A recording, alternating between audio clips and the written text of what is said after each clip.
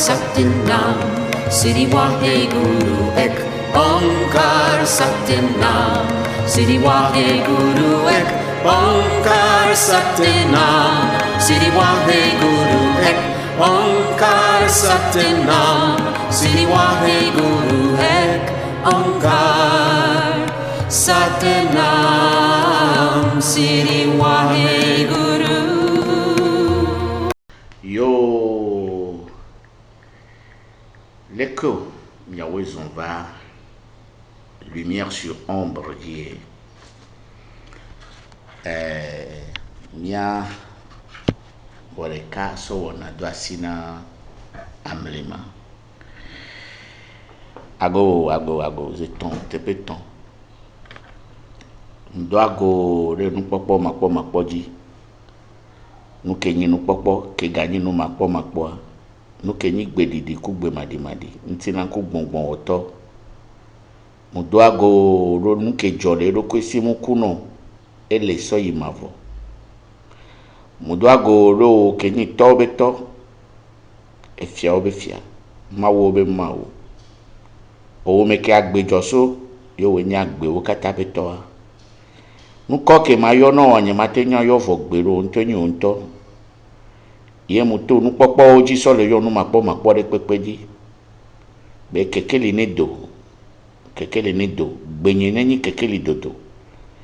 Be amere le donne hodo yo. Be le kumonji ne bova gbeme. Fike nu ro le gblele ane jiraro. Cheche magro. Ago kosiro anyigban lo. Nigbando na ko nenyi zogbe chana to amagbe ji eja koro anyi gbagble nu ko mi osi emi kore mi ma ji fun na mi boa traba nyaba akpe yem le dona etoji no lao les lumières sur ombre enyo na be tatagata nya po nu po fuchu kui de po ya po mpo kuro nu le keye kami va mi sone be mu kami ele miame va mi sone be mu le miame yenyenko nemi senu ya gome gbe a ajirima ga na anyi gbere mere ma gbo me yin church to mere yin yin hunu mere yin bokon be nu yon kede to mere ma gbo chambe na re ye yin kabreto ye yin vegbeto yin wachi yin nu ya no yin yovo yin a onu o keke wa bubu moji mele bubu hama bubu moji mele ba tutu gbon ma gbo me mi aporun poso na Maria nti mere la bion vi fibe na Maria re te konu benu ya munyi je vous salue Marie ko do petata vile no na funu munyi ekwe ya munyi razu le rosaire de poe o na le funu li fime no o mi la segomi be nkenyi na Maria o gbrono catholique to kwe ya nko wa ko yo na ni ele kota fofo omi miracle va nke tutu benyion no sego me o maga wa jire gbere o ma bu fon no vi ogbero ngbon na ejiji be nkodele kene o yoa edo na efi instantanément voilà no série di ke ngbela yoe voilà no le jin konwa o le yeme a agbela no trono ke onto ma no nya o mate no wo dodo ke yin kwa lapo kemgbe no US ni ka bela wo ebe do voaga ke ya kakola banya oyin ko le gbongbon mi eyin emo ato emo onto ma bioso toji no la kele do tumga popoya me be ni enregistrer no ba no seji émission ya non se nous de pepe ke le wo e dolele a e kumoji olea aheda daya nyake joruji o no te senu ya gomea veve se onu la tote no te senya ya gomea vonvon ke do na wala tote no te senya ya gome nuidea tamno dokolele ala vono no te senya ya ki gome ya le jagbon fe vede pepe ko le se le bonbon le ntilame le susume ya ela y fait dobe enu ke oyona be j'ai connu Dieu et Dieu m'a délivré yebe nya jagbon mo kan de konu be nya le pepe na Maria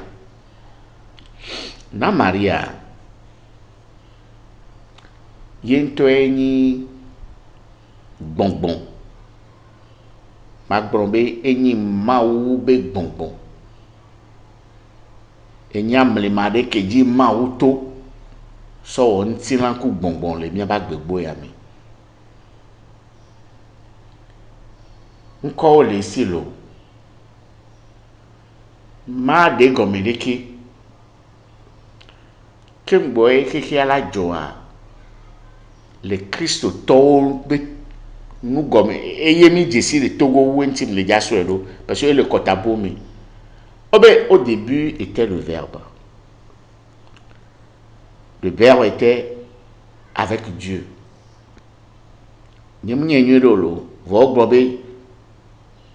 toutes choses ont été faites par le verbe et rien n'existe.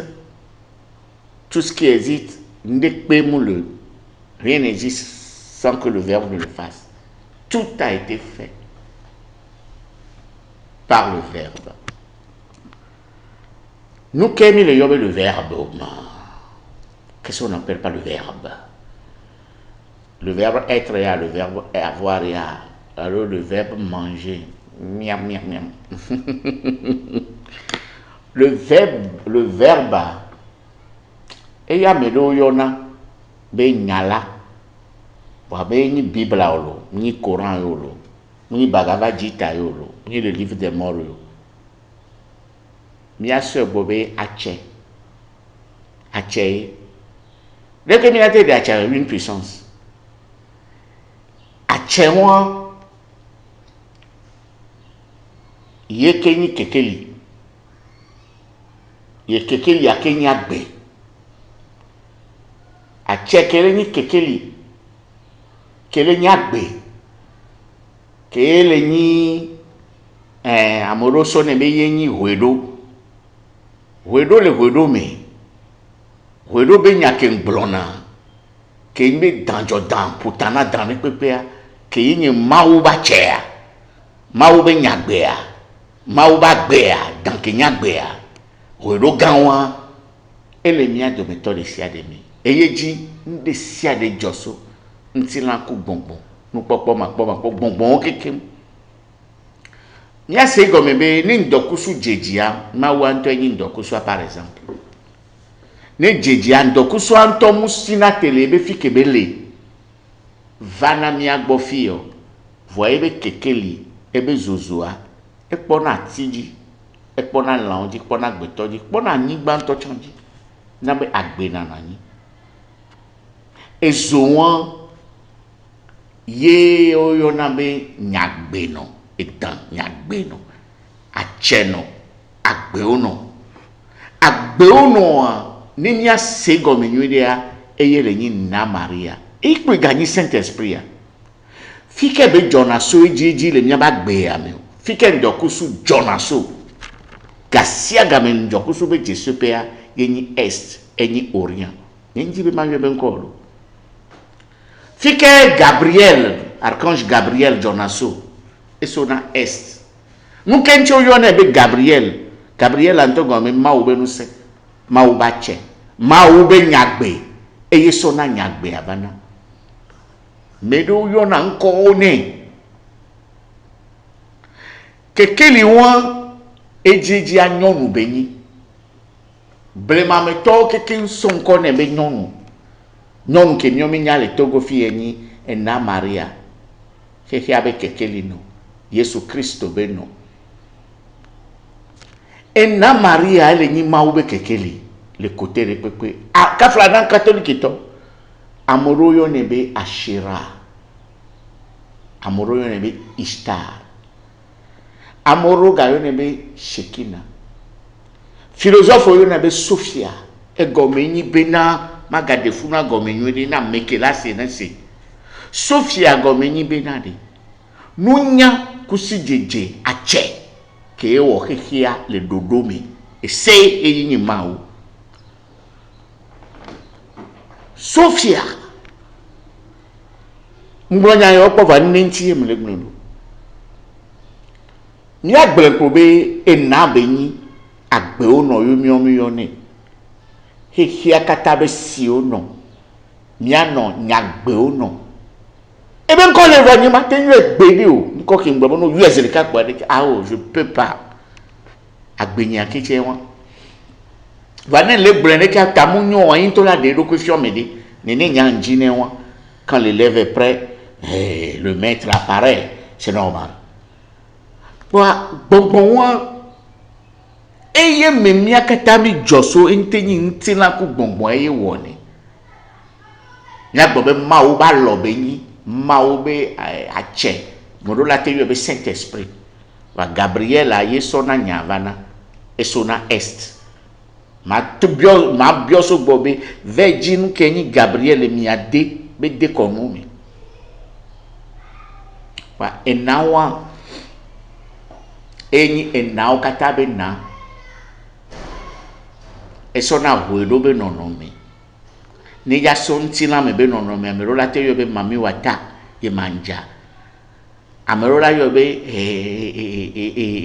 nyible na nabuluku be viviti eji kekelia zobinu ma bibale togomi ese iboke diga kume he atoa mi no so susu no plonya kimle blando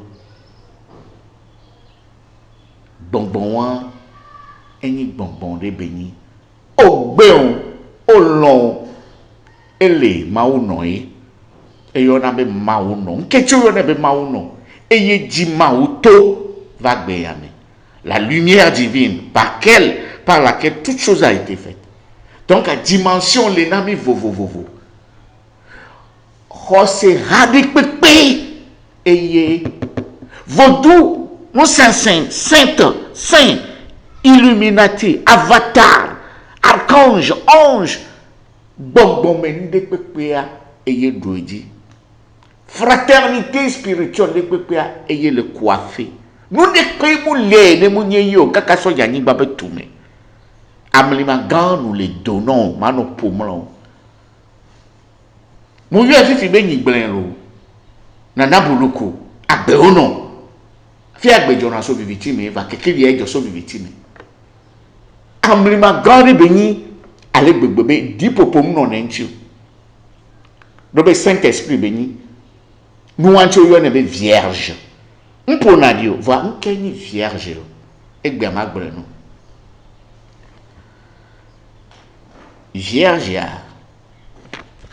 allo na Maria allo Tara o moro na be Tara moro na be jipo woti bi kenkle agbe ono eyenyi lubo o se o msenyero agbe ono yenyi lubo. Ton âme est le féminin sacré. Ton âme est la parole de Dieu. Ton âme est la manifestation divine.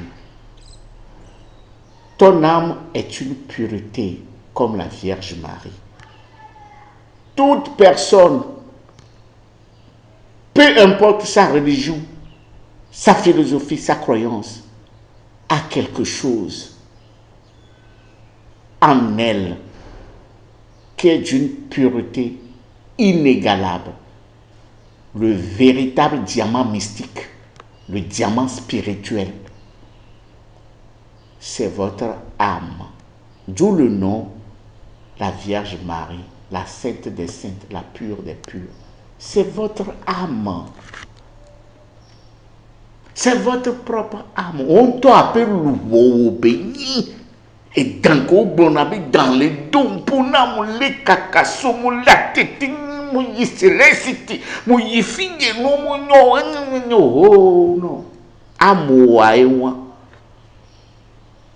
On t'a amoua, louvoua, luvo munyi etaji voduro luvo munyi esedo ameo luvo munyi nyonu luvo munyi nusu ne luvo nyi nyonu a ke won nyi nusu ne oso luvo bo nyi nusu a le no nyi nusu a ke luvo nyi nyonu va munyi nyonu yo munyi nusu no no me de pepe soto benyi agbenyi kokwenyi no maku gberi no agbe mavo ete do nu de pepe mi ele go no ele nyi hu la memo yo na ba menyi hu a eyi nyi ma wa nto ye bi agbe gbongbon amli ma wa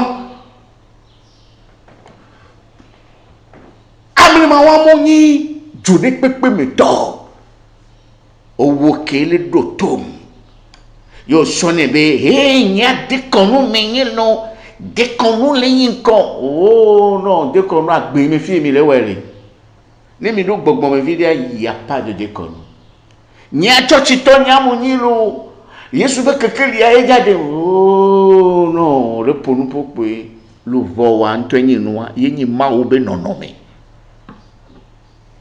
edu ya me tom nyi ro mu nyi yovo ne do mi sena ma unya tutututu nya gbe ke wo mi be gbe ya yemi mu sena mi abe kota kudo mi abe religion mi abe philosophie wa oh ma unya mate nani nyama be mayi Roma pa maga ho nuko yo na be na visa ode ni mate be mjayi Inde mayi mave pose guru sai baba awe yakuvo Sadguru e ko maga ho visa gbogbo de ni ma be mle jayi Mecca mave double matro alaja écoutez l'homme est perdu nous sommes en train de chercher quelque chose qui n'est rien autre que notre âme. La quête spirituelle, c'est notre âme. C'est le Saint Graal, lui-même. Notre âme, c'est la Vierge. Maintenant, benare, nous sena maunya gome nuidea Yesu que mi yona Yoshua que mi le pomla. Nous leyi keke la pobe mutovu na Mario. Na Maria me catholique toléreo Yeshua bonbore benyi o don kona be Yeshua me do yo ne do no mo buji nyimti be machaka me lepo o la do bonbome o la ja donc a me gbogbo le o se no gome o ji be ya to le mi o be yo lo mysticisme ou spiritualité alors spiritualiste yo ni waga ke won changa makota obedience ya metomi ordre ya metomi e yo le daje no va eno antoni bena know yourself va o matin jesi doku yo muto na mariage luvo ojo e mo beni luvo kele o me ayo leji eye la tamo no la jesi o la to de son kingrambo to de doku wa e mi on rebe Saint Graal le mysticisme zodudude ke na Yesu so be yenyi ebe hu e yenyi ebe ntila e tanto le due ba si kea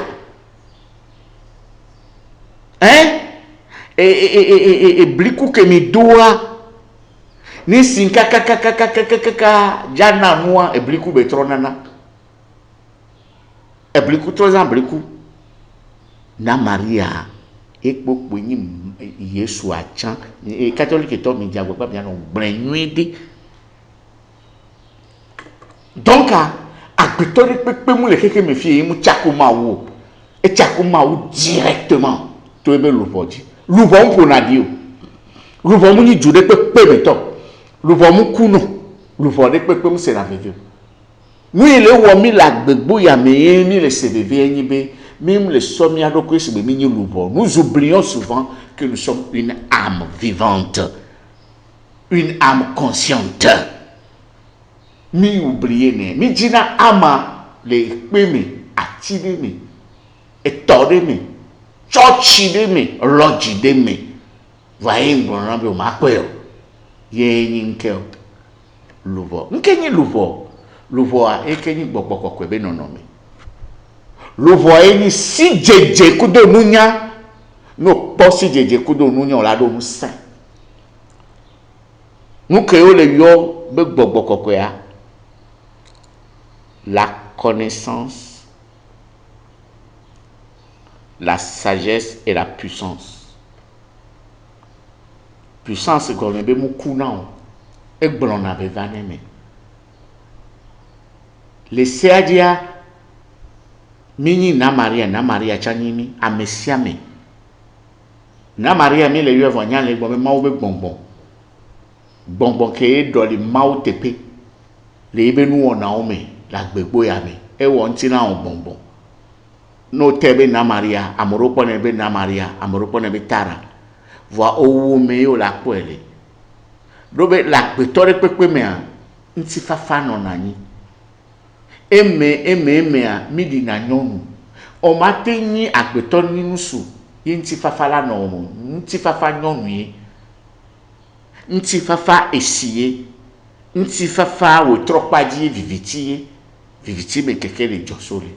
E togbo eni. Amri magane benyi be no te jesi o wore kakuya. Okuto keke mile. Nyegbe jibe luvowa. Nyonu be nono me be sona. Nous saint yenye nyonu. Ma ou non, ma ou sro. Ma ou be nyagbe, ma ou ba che. E la tide me. E le kpere me. Enye nou popo, enye nou makpo. Va ekbe ke to dans le nou menon wa. Ye wo de kakou luvo wa, nyako ble la veme. Si vous avez la foi comme une graine de quoi, vous pouvez dire à cette montagne de se déplacer, et elle va vous obéir. Au fait, la foi c'est quoi? C'est de savoir que vous êtes une âme, et que vous êtes à l'image de l'âme, et que ce corps n'est rien, et que vous cherchez à être en contact avec la puissance de votre âme. La puissance de votre âme n'est rien qu'autre Dieu lui-même. Vous êtes Dieu en miniature. Et le fait que nous sommes dans ce corps physique, c'est que nous sommes perdus. La voie par laquelle il faut chercher Dieu, c'est de se retourner vers soi-même, vers son âme. Et c'est ce que nous n'arrivons pas à faire, parce que pour se retourner vers son âme, il faut un détachement complet. Il faut un détachement complet. Donc, na Maria kemi le blonwa et le hosehade pepe me zenana me pepe ke sogwe ni Christ top. Ah non, c'est pas catholique seulement. Mais que oui, contre na Maria, tu on peut nyajo parce que on se gomé yo. O mu yi bonbon me dao. De kuku me nyi ameke na bonbon me dao. Va se gomé ni nti le me kumiro. On se gomé ni de o. Ile nko manya yo nko ko date yo ne o. Non me de pepe soto be ni ke ojibe agbon. E nu pepe ku mapo amri ma be ni amoro yo ne to ndokusu jejime. Amoro yo ne le tobo. Eye po dio mile to afile pepe eye dio to na ina ye kenyi Kristo parce que nko do le a oyo na Yesu be étoile du matin l'or wana Maria cha aurore yo ne sentinelle que dis-toi alors que dis-tu de la nuit le jour est long mais le jour est du courage. Ça veut dire que nous sommes tombés dans l'esclavage et que nous sommes en train d'attendre le Christ sauveur lors de l'humanité. Lors de l'humanité, c'est encore le Christ et c'est encore Marie. C'est pas Marie des catholiques, c'est la Dame Mère de Dieu, la source divine. L'énergie là qui ne s'éteint pas. La lumière infinie, la connaissance des connaissances profondes, la philosophie des philosophies. Mais aujourd'hui,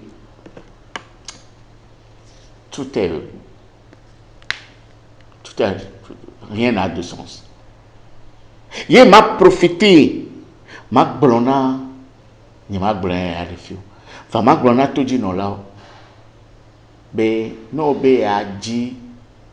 Mawa odola nyi nti fafa me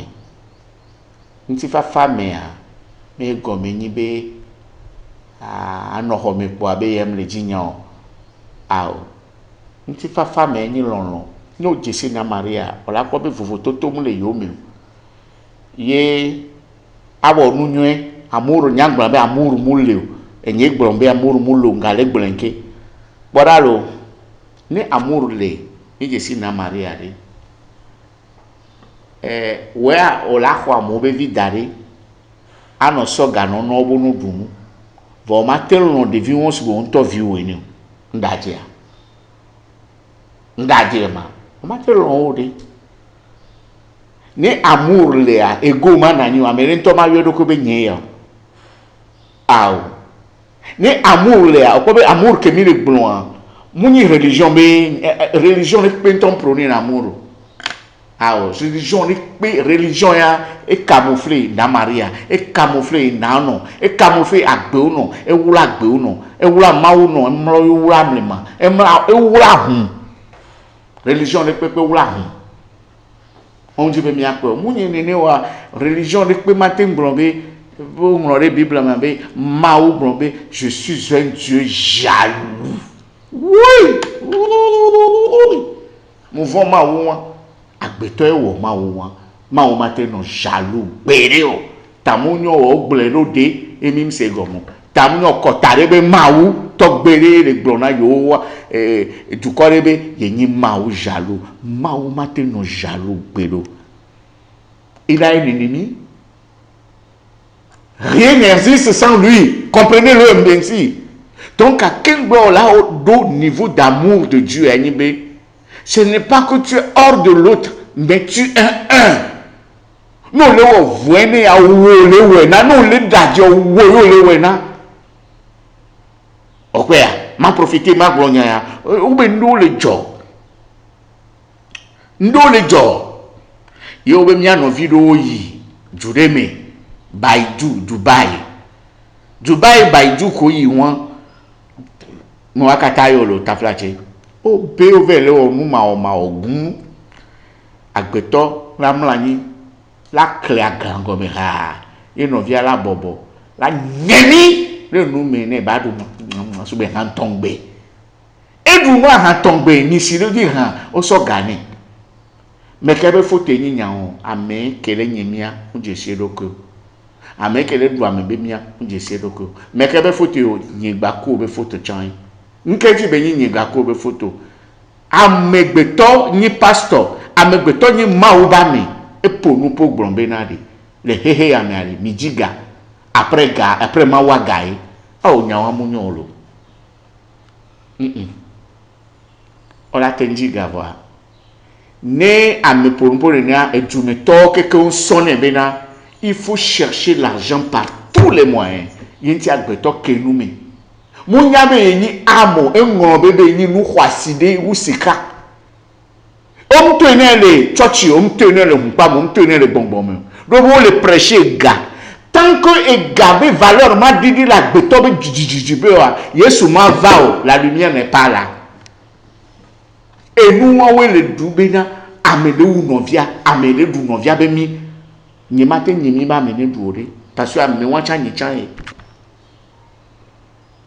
mais on change ni matin non religion de mais la contre amede no religion bouché c'est faux midola nyam ko on yona benari illusion et vérité blésile he ame ba je dadale va no le yemea on la va kobe erreur amene la be tatagata o mchiri na me oui mchiri na me nya mchiri na me ntolo ne wonne na mjochi na mu counsel ozereka Muni be mano zawano tendero jio ao va ma deujo la gbenye zereka ni ma jivo no va ma deujo la gbenye o ma na fike mayo e ko mi ni be ken boy ma do niveau wa mano po parce que ken gbenya ma do gbera na Maria le nya yo ne roa muni nya vio et la dénonciation. On m'a tenu illuminati.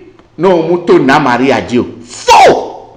On m'a tenu sainte. Allo saint. Non, muto. Principe moi que ni amo be principe. On m'a tenu dit, on m'a eu bon menko. Yo muto e Dieu. Enye le non. Enye le non. Garomea na Maria tosona esi. Notre-Dame. Ninchi mayo benko. Emi no na hehia katabe siono. Enya gbero mi sikemi le boyolo.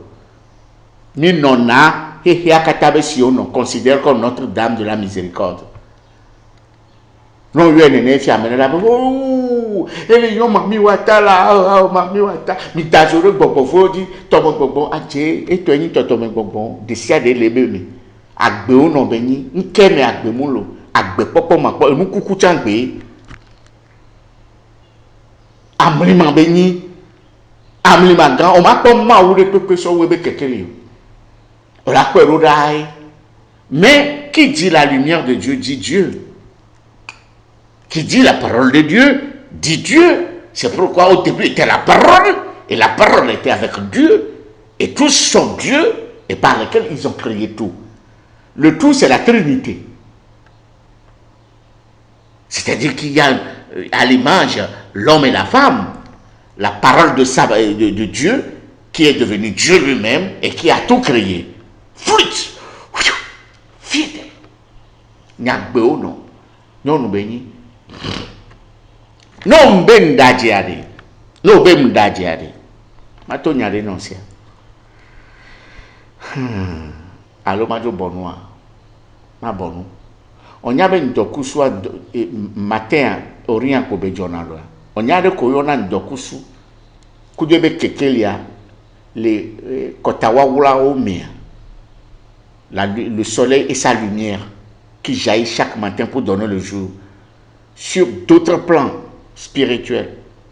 C'est Dieu et sa lumière sur le plan physique, mais sur le plan spirituel, il y a un soleil divin que nous ne voyons pas, qui donne sa lumière. Toutes les créations, toutes les créatures et créations à la fois. L'éternité de cette lumière.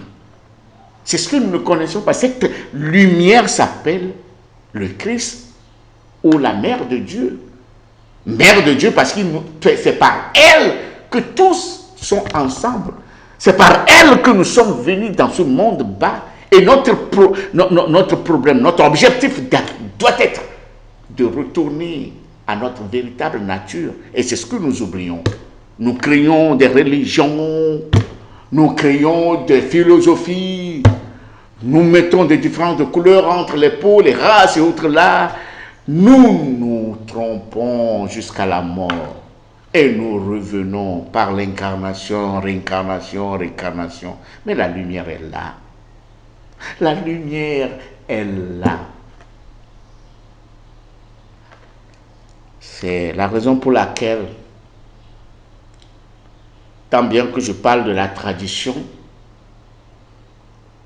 j'ouvre souvent cette torche dans l'ombre de la tradition, sans les blâmer non plus, tout en les aimant, parce que étant parti de là, je comprends mieux, et je sais qu'il n'y a rien en dehors de Dieu, et Dieu est esprit et vérité. Donc, celui qui comprend sur le plan ésotérique, Dieu trouvera la Vierge. Pourquoi l'appelle-t-on Vierge en réalité? C'est que c'est une âme pure. L'Esprit Saint toujours saint. Cela ne veut pas dire qu'elle n'a pas mis au monde quelqu'un, c'est pas ça. En réalité, c'est que sa pureté demeure toujours pureté. Quand vous dites Marie, on l'appelle Vierge Marie et quand même il a fait des enfants. Beaucoup de prêtres ne peuvent pas vous expliquer, mais la réalité mystique est telle que par l'Esprit Saint, l'âme pure, l'âme cosmique, tout a été créé. Et l'âme cosmique n'a jamais été impure, toujours pure. Cette pureté qu'elle garde s'appelle Vierge. C'est pourquoi on peut l'appeler Vierge Marie. You understand what I'm saying? I know that. Ni ndo mayodaro. Ni ndo mayodaro. You want? Je vais m'en donner voir. Ndi bloqué mi. Ndi le frein. Ba blembe na Maria yo. Di le omi. Elle a tenu tadi vojo. No gbe le di quoi. E do niveau le miami. Kembo la gogo ya c'est na Orura Wudokyo. Na make him cool, a map of Mario. Nimtira me kuku, or la Wudokyo. Amene Wudokweni ego, mia tojiji nevo. Amérique ego le la mena matin loin. L'on connaît bon, amour Dieu et amour. C'est la communion. On ne peut pas faire la, c'est-à-dire on ne peut pas être quelqu'un qui pratique l'amour en étant au supérieur ou là ni supérieur à mon là non comme non. Alors un bien dit, je suis un homme de bon. Les enfants de minuit venez manger à quoi? Manger à quoi? Au revoir. Donc mia no prêcher be maube yagira e gabenina intila baba no nye e nana be mia to ve bruna nde oyo mi ayo be hantombe nya le fia de ke nya fiona nu e vigno kudo viko nyem jiochan ogogo nama. J'ai l'habitude de dire que on n'est jamais pauvre, on n'est jamais riche, on est ce qu'on est. Si on s'identifie à l'âme. Je tombe malade et je m'identifie un peu à l'âme et je guéris. Ne le donner un bon coube ni nous makou legbe so il m'info. Ben ne pepe m'jato mo. Un bon agbe. Ne muna ni don kuba medo pefu ma. Un bon agbe. Garo mo wade. Muni be gayo la poke ngwela na medeo. E nous poke mpole po ya chan gae ou ga. Ne m'yabe prêche le Togo Tovo. M'yabe prêche l'Afrique à Tovo même le passa gado ega wa. Mima he yovo gbere o. Yovo wa kowe le jagbagba le nimiru amebe nu mea. Ame amu se ma u gome o de munya be yin toke o nu kele onwa eja va han fipo de bana ebe jojo me o. Va mi Afrika towa mima no yovo de voa aga no blon egumbe nyade o. Afrika to gbogbo yen ka fra mi ngabe jido mo lo. No le Togo lo l'Afrique qui m'a la bon vidéa à me le yovode et le odo le yovode donc e bele o mim jonya no fo so na gana mi betena ne mu kakawa e la onu de me wakatayo kafla tafla je mu do va amela no yovode quoi la gayo là non bon yo fu yo fianfioni yo fu mi ne ko mi am frito mi nyo e yo fu de ayole yo fu de ayole tout fait non le popo mi oji yo fu gbe ayo se kengbe va sukulu wa yo de wa be gbe ayo le do wa ba wa yo le do no la ko hu ayo fu obe hu ka fra mi ma gbe omi a be de konu fa mi ma zu yo fu o de o ton yin ne na mi.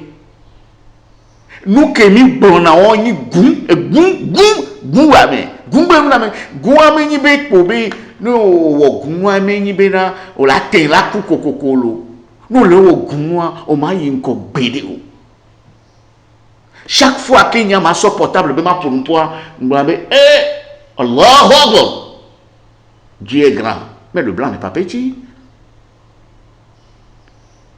non munye wa yo le nani so bon me be nyale blon be nyato be ore ke pro nyato be égyptien on je m'inscris en faux, je vous le dis et je vous dirai, je m'inscris en faux, blanc, noir, égyptien, grec. C'est l'homme qui est perdu, l'humanité est perdue à un temps donné. Nous avons pour origine une seule origine, c'est l'âme. Et l'âme, c'est Dieu, l'âme cosmique. Il n'y a pas de différence. C'est un point de vue mystique, spiritualiste. Le racisme, le nationalisme, le tribalisme, les religions, ce sont des séparations. Mais nous devons être bien séparés. Mais à chaque fois, il faut voir des points communs de nous tous. C'est pourquoi les blancs, les noirs qui résident, qui vivent, on fréquente pour les blancs. Leur armée forme nos armées. Leur élite, leur système de former les élites, c'est là-bas. Ils ont plus d'argent que nous. Mais alors, On ne dit pas de les respecter, de les suivre, mais il faut respecter quand même leur niveau. Parce que ne pas les respecter, c'est aller contre nature. Et c'est ça qu'on appelle le vaudou goum. Le vaudou goum, on le moussi le wade, goum, tamu de où? On va y voir les noms, les pauvres familles ou dit.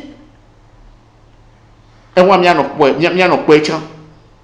Vami no tuna m'y a no benade, et nous le ouga, ama ouga. Y'en a peu, on prêche le catholique, mais catholique, mais le cas. On prêche le José Jaume. Allez, bébé, amenez tout na n'y dada gata benade. L'argent ou rien. L'argent ou rien? Ah non. Garou mewa. Ola no hade me. Le miabe nou kuku yo mea. Oh, kafla tata gata. Nke o yenye mavek po kankarto. Nke o yenye mavek po rosukwato. Nke o yenye mavek po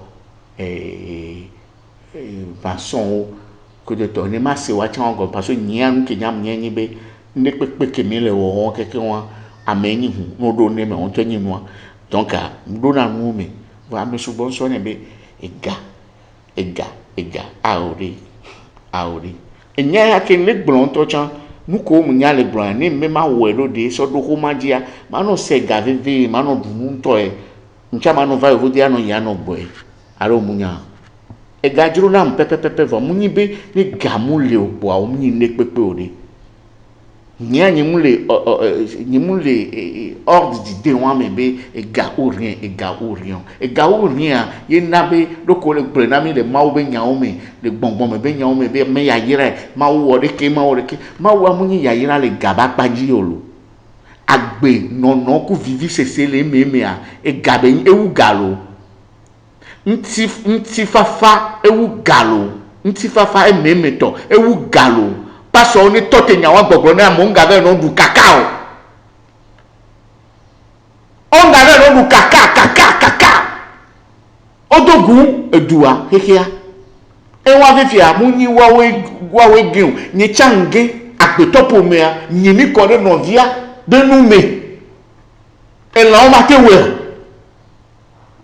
basse ça niveau aller dégringoler nous vivons en nama o la nyabe nous ko woku miame won o woku o we woku amene enu gale wu nene na Maria ne so miabe nous vont kemi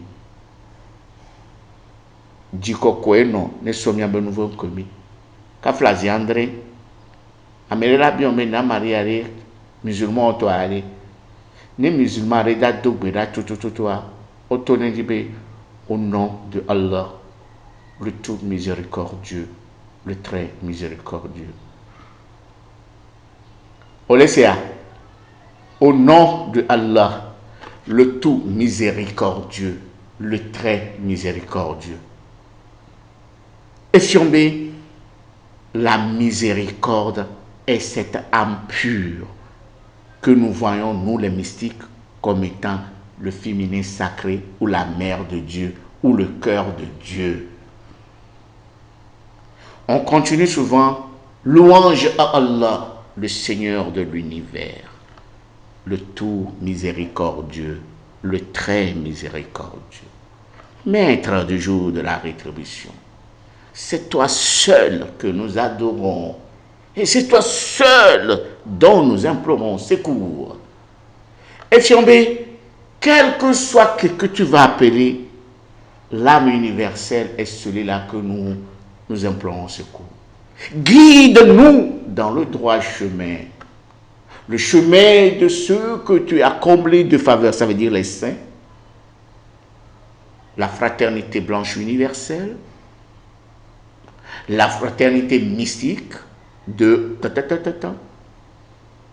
Les maîtres Ek, les maîtres ascensionnés, les Illuminati, les saintes et les saints, les avatars, etc., etc. Guide-nous dans le droit chemin. Le chemin. Ce chemin dont on parle regroupe encore l'âme universelle, l'âme cosmique, l'âme divine, Et nous poursuivons jusqu'à, etc. Ce qui me plaît encore des musulmans, je ne suis pas musulman, mais ils disent au nom de Allah, le tout miséricordieux, le très miséricordieux. Dis, je cherche protection auprès du Seigneur de l'aube naissante. Entre parenthèses, qui te dira qu'est-ce que l'aube naissante? Contre le mal des êtres qu'il a créés, contre le mal de l'obscurité quand elle s'approfondit, contre le mal de celle qui souffle sur la nuit, et contre le mal de l'envieux quand il envie. Allahu Akbar, Allahu Akbar, Allahu Akbar. Ça, c'est quelque chose de si profond spirituellement que, étant une personne spiritualiste et ésotérique, vous devez comprendre le tréfonds. Je vénère le Saint-Sacrement. Je vénère le cœur miséricordieux de Jésus. Parce que dedans, je trouve l'amour universel. L'amour qui donne communion. Amour et communion. Hay, madabala. Maïga même pas yo. Isaba. No jibe ya yom. Ya bete la tanya ko blom jo tinamo. C'est yom. Les 00228 90 00228 93 02 43 13. Allo jibe a sende gomi. Allo jibe a perumianti chan.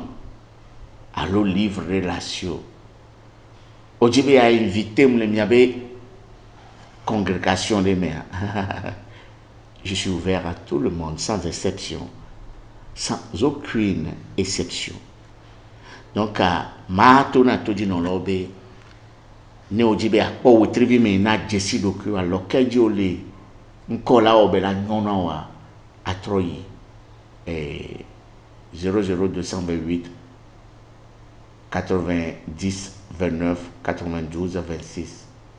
Et nous les miasi tellement be ni matention asio ni va Facebook divoa mano sonde o no fiomi nous kenti ni mjina me makpro me debe adi ya o la zan la po mi azere ko a na me kinji si do ko maten zan di banyon lo parce que amoura pour du passado miracle do ka o makpo ko le diagbe do pa e mo ke me sofion wa ezando nous le ke o la po mo wa o la po nu ni on la po nu ni matono lo amon no akeke ya me ko wona magie va kodo do pede de bombome onga ona magie pona mon dieu otona na mo be morele maso no na yi na me ke fionu be anyi dokuwa enyo be va maso nu ya no na trozo nu ya fike ya polo yesu e mo be yin gbogbo me be do a mo yo fiona me onwon na me onwon na gbogbo me be do be yakpoga enti amedo ko we be gloa on ve de dunu ko mu dunao e saba